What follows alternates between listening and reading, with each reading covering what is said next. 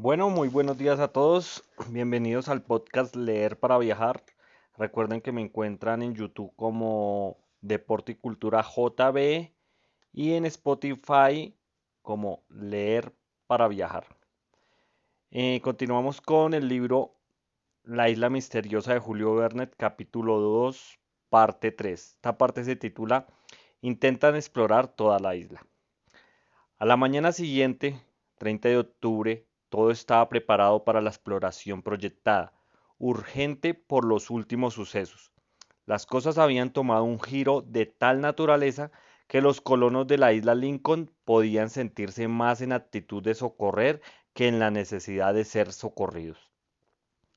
Se convino en subir por el río de la Merced hasta donde dejara de ser navegable. Así se haría sin esfuerzo gran parte del camino, y los exploradores podrían llevar sus provisiones y armas hasta un punto avanzado del oeste de la isla.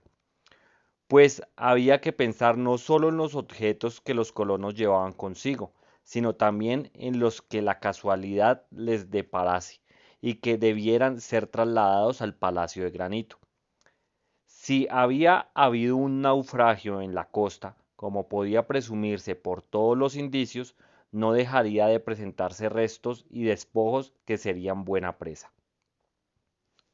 En este caso, el carro habría sido más útil que la frágil piragua, pero además de ser pesado y burdo, había que tirar de él, lo cual dificultaba su uso e hizo manifestar a Pencroff su sentimiento que el cajón no hubiera contenido, además de la media libra de tabaco, que deseaba un par de caballos de Nueva Jersey que habrían sido útiles a la colonia. Las provisiones embarcadas por Nab se componían de conservas de carne y algunos azumbres de cerveza y licor fermentado, es decir, alimento para 4 días, espacio de tiempo mayor del necesario, a juicio de Cyrus Smith, para la exploración. Por lo demás, en caso de urgencia, contaban los colonos con encontrar casa por el camino, y Nab tuvo cuidado de no olvidar el hornillo portátil. En cuanto a herramientas, llevaron las dos hachas de leñador que debían servir para abrirse paso en el bosque, y respecto a instrumentos, el catalejo y la brújula de bolsillo. Entre las armas se escogieron los dos fusiles de chispa, más útiles en la isla que los de pistón, porque no necesitaban sino piedra sílice, fácil de reemplazar, mientras que estos utensilios exigían también pistones, que se acabarían pronto si se hacía en uso frecuente de ellos. Sin embargo, se llevaron también una carabina y algunos cartuchos. Respecto a la pólvora, de la cual los barriles contenían 50 libras, fue preciso llevar una buena provisión, pero el ingeniero se proponía elaborar más adelante una sustancia explosiva que la sustituyera. Unieron a las armas de fuego 5 machetes con su buena vaina de cuero, y así preparados los colonos podían aventurarse por el interior de aquel vasto bosque, con grandes probabilidades de dominar todos los peligros que pudieran presentarse. Es inútil decir que Pencroff, Helber y Nab iban armados hasta los dientes, aunque Cyrus Smith les había hecho prometer que no dispararían sino en caso de necesidad. A las 6 de la mañana echaron al mar la piragua y todos se embarcaron, incluso Top, dirigiéndose a la desembocadura del río de la Merced.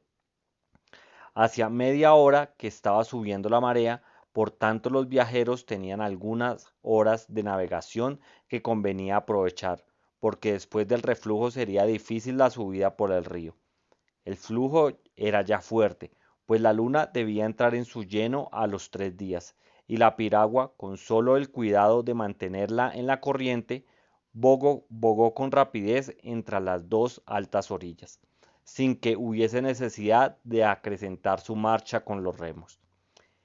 En pocos minutos los exploradores llegaron al recodo que formaba el río de la Merced y precisamente al ángulo donde 7 meses antes Pencroff había dispuesto su primer cargamento de leña.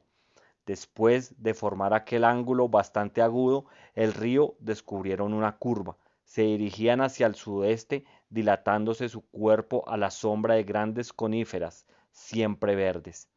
El aspecto de las orillas del río de la Merced era magnífico. Cyrus Smith y sus compañeros tenían que admirar los hermosos efectos que la naturaleza tan fácilmente obtiene con el agua y con los árboles. A medida que se adelantaban, se iban modificando el género de las plantas forestales.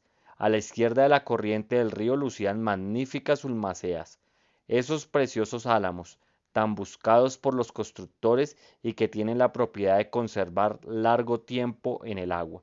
Después venían numerosos grupos de la misma familia, entre otros los almaces, cuyas almendras da un aceite muy útil. Más lejos, Helber observó algunas ladizabeleas, cuyas ramas flexibles, maceradas en el agua, dan excelente cordelería, y dos o tres troncos de ebenáceas de un hermoso color negro, rayados de caprichosas venas.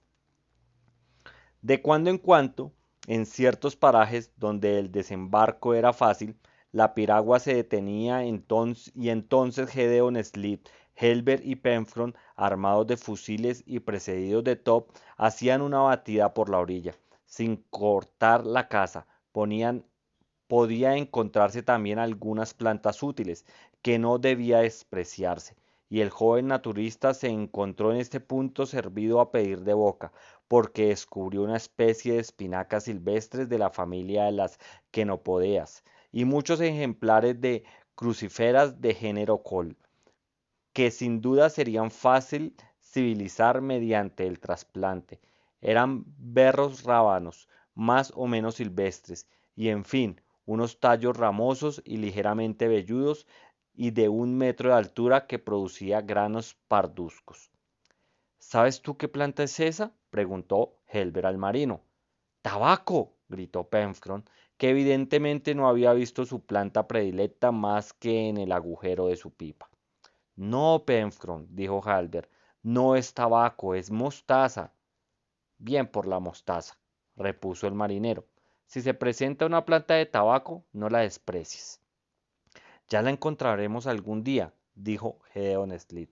¿De veras?, exclamó Pencroff. Ese día no sé qué faltará ya en nuestra isla.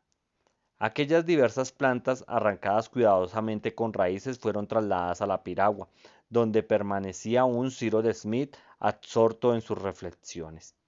El periodista, Helber y Pencroff desembarcaron muchas veces en la orilla derecha o en la izquierda del río de la Merced, esta última menos acantilada y más cubierta de árboles. El ingeniero perdón, consultando la brújula de bolsillo, pudo comprobar que el río, desde el primer recodo, tomaba sensiblemente la dirección sudeste y noroeste, y la seguía casi en línea recta por espacio de unas 3 millas. Pero era de suponer que se modificase esta dirección más lejos, y que el río subiese luego del noroeste, hacia los contrafuertes del monte Franklin, que debía alinearse con sus aguas. Durante una de estas excursiones, Gedeon Spilett consiguió apoderarse de 2 parejas de gallináceas vivas. Eran volátiles, de pico largo y delgado, cuellos prolongados, alas cortas y sin apariencia de cola. Helber les dio con razón el nombre de tinamueses y se decidió que serían los primeros huéspedes del futuro corral. Hasta entonces los fusiles no habían hablado, y la primera detonación que se oyó en aquella selva de Far West fue consecuencia de la aparición de una ave hermosísima que anatómicamente se parecía a un martín pescador. ¡La conozco!, exclamó Pencroff y soltó el tiro a pesar suyo. ¿A quién conoce?, preguntó el periodista. A esa ave que se nos escapó en la primera excursión, cuyo nombre hemos puesto a esa parte de la selva. ¿Un jamacar?, exclamó Helber. Era un jamacar, hermosa ave, cuyo plumaje espeso está revestido de un brillo metálico. Algunos perdigones le habían hecho caer a tierra, y Top lo llevó a la piragua, al mismo tiempo que una docena de turacos loris, especie de trepadores del tamaño de una paloma, pintarrajaban de verde, con una parte de las alas de color carmesí y un moño proveniente, festoneando de blanco. El joven le felicitó por aquel certero disparo. El marino estaba orgulloso de su triunfo. Los loris son un manjar preferible al jacamar, cuya carne es un poco coriácea, pero difícilmente se habría persuadido a Penfron de que no había matado al rey de los volátiles comestibles.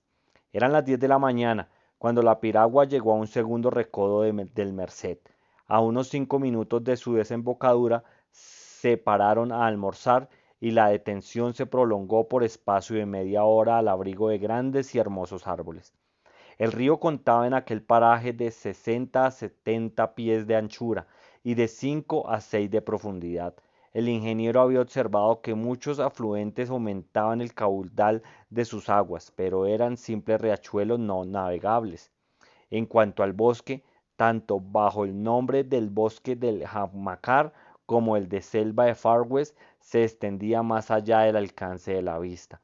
En ninguna parte, ni entre los altos árboles, ni entre los que poblaban las orillas del río de la Merced, se veía rastro de la presencia del hombre.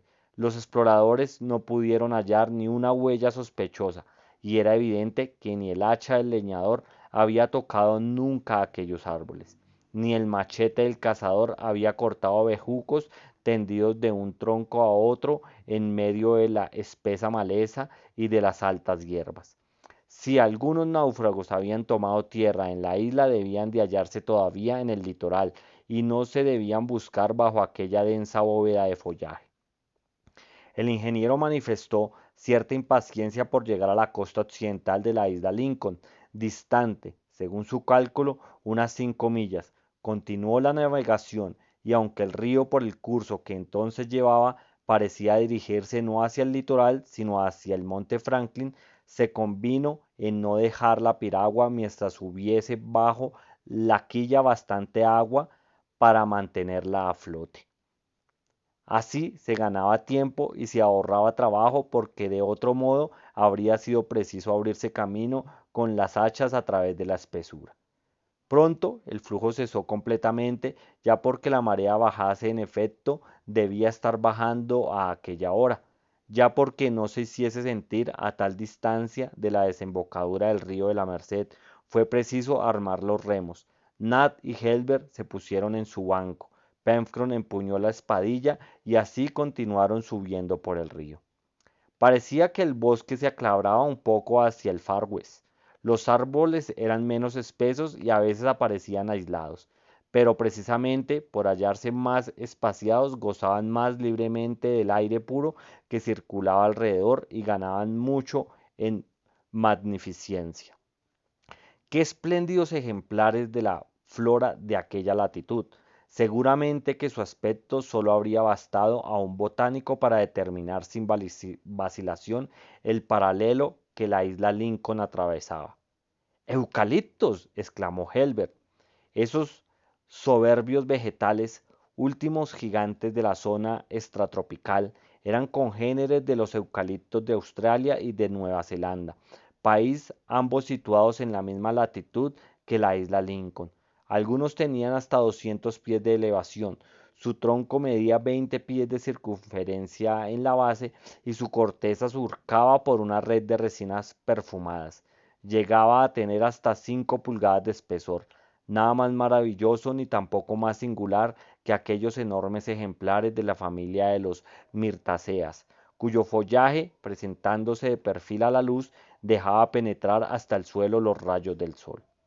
Al pie de aquellos eucaliptos una fresca hierba alfombraba el suelo y de entre la espesura de sus ramas salían bandadas de pajarillos que resplandecían como carbunclos alados en rayos solares. ¡Magníficos árboles! Exclamó Nab. ¿Sirven para algo? Bah, dijo Pencroff. Con los vegetales gigantes debe suceder lo mismo que con los hombres gigantes. No sirven más que para enseñarlos en las ferias. Creo que estás en un error, Pencroff, repuso Gedeon Spilett, pues empieza a usarse muy ventajosamente la madera de eucalipto en la ebanistería.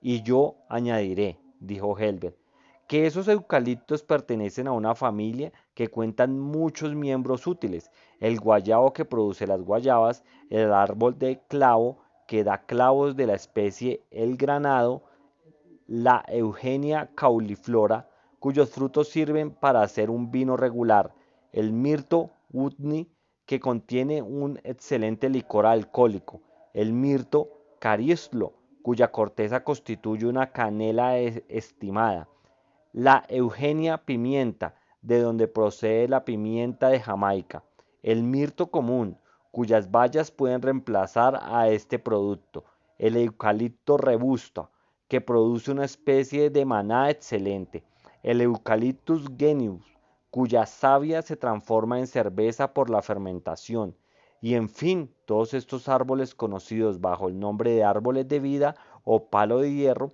que pertenecen a esta familia de las mirtáceas, de la cual se conocen 46 géneros y 1300 especies.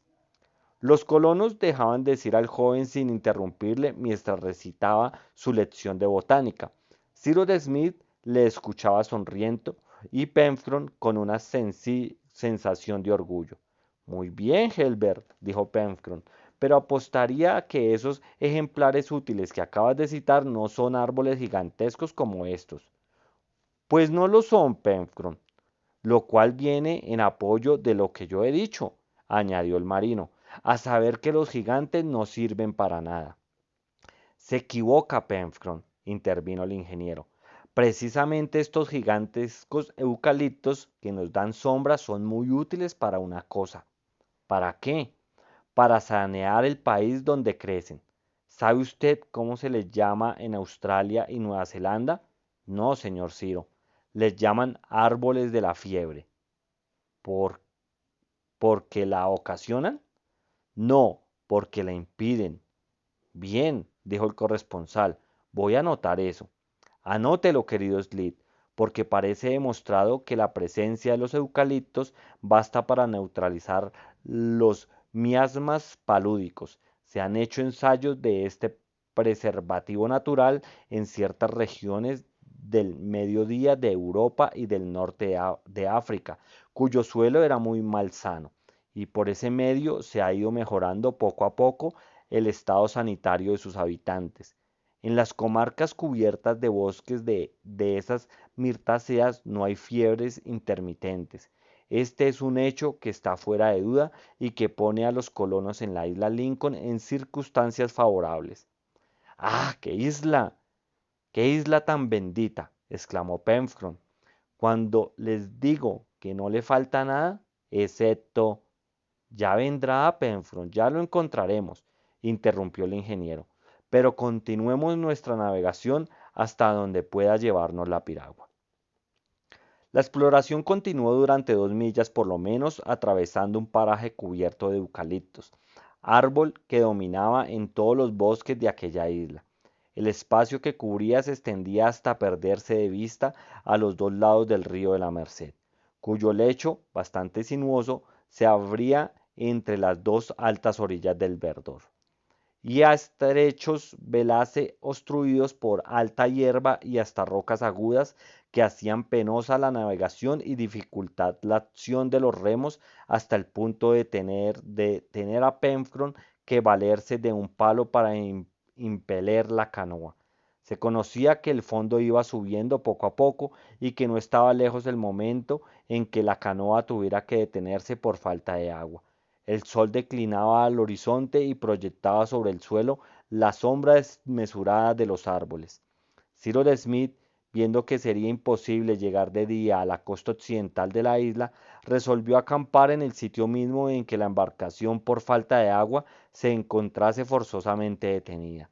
Calculaba que la costa debía distar todavía 5 o 6 millas, distancia demasiado grande para atravesarla de noche por entre bosques desconocidos. Empujaron la embarcación sin descanso a través del bosque que poco a poco iba volviendo a espesarse y a presentarse también más poblado. Pues, si los ojos del marino no le engañaban, había bandadas de monos que corrían entre los árboles. Algunas veces 2 o 3 se detuvieron a distancia de la piragua y miraron a los colonos sin manifestar ningún miedo, como si viendo hombres por la primera vez no hubiesen aprendido todavía a temerlos. Habría sido fácil matar a tiros a algunos de aquellos cuadrumanos, pero Cyrus Smith se opuso a aquella matanza inútil, que tentaba un poco la codicia de Pemberton. Por otra parte, era prudente abstenerse de tirar porque aquellos monos vigorosos y dotados de una gran agilidad podrían hacerse temibles, y valía más no provocar su furor con una agresión inoportuna. Es verdad que el marino consideraba al mono desde el punto de vista puramente alimenticio, y en efecto aquellos animales que son únicamente herbívoros constituyen una caza excelente, pero ya que abundaban las provisiones no debían gastarse las municiones en balde. Hacia las 4 de la tarde la navegación del río de la Merced se hizo muy difícil, por estar su curso completamente obstruido por plantas acuáticas y piedras. Las orillas se elevaban más y el lecho del río se abría entre los primeros contrafuertes del monte Franklin. Sus fuentes no podían estar lejos, pues se alimentaban de todas las aguas de las laderas meridionales de la montaña. Antes de un cuarto de hora, dijo el marino, tendremos que detenernos, señor Ciro. Pues bien, nos detendremos, Pencroff, y organizaremos un campamento para pasar la noche. ¿A qué distancia estaremos del Palacio de Granito?, preguntó Helbert. A 7 millas poco más o menos, contestó el ingeniero, pero teniendo en cuenta los rodeos del río que nos han llevado hacia el noroeste, ¿continuaremos adelante?, preguntó el periodista. Sí, contestó Ciro, continuaremos todo lo que podamos. Mañana, al romper el día, dejaremos la canoa. Creo que en 2 horas podremos atravesar las distancias que nos separan de la costa y tendremos libre casi todo el día para explorar el litoral. ¡Adelante!, gritó Pencroff. Pero pronto la piragua rozó el fondo pedregoso del río, cuya anchura a la sazón no pasaba de 20 pies. Una capa espesa de verdor tapizaba su lecho y sus orillas, y le envolvía en una semioscuridad. Oíase también el ruido bastante claro de un salto de agua que indicaba a algún centenar de pasos más arriba la existencia de una barrera natural. Al volver el último recodo del río, apareció una cascada a través de los árboles. La canoa tocó fondo y poco después estaba amarrada a un tronco cerca de la orilla derecha. Eran aproximadamente las 5 de la tarde. Los últimos rayos del sol, penetrando a través del espeso ramaje, herían oblicuamente la pequeña cascada, cuyo polvo húmedo resplandecía con todos los colores del prisma.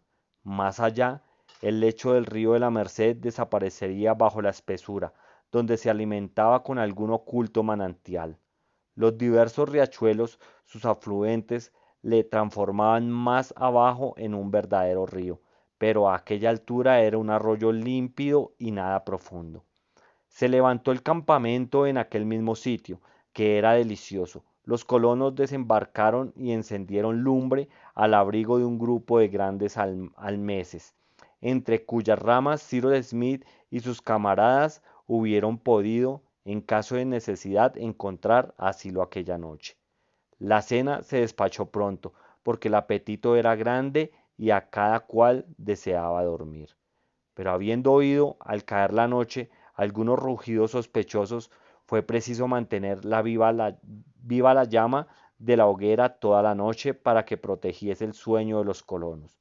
Pencroff y Nat hicieron centinela, turnándose en este servicio y no economizando el combustible. Tal vez no se engañaron cuando creyeron ver sombras de animales vagando alrededor del campamento entre los troncos, entre las ramas de los árboles, pero la noche transcurrió sin novedad y al día siguiente, 31 de octubre, a las 5 de la mañana, todos estaban en pie, dispuestos a la marcha.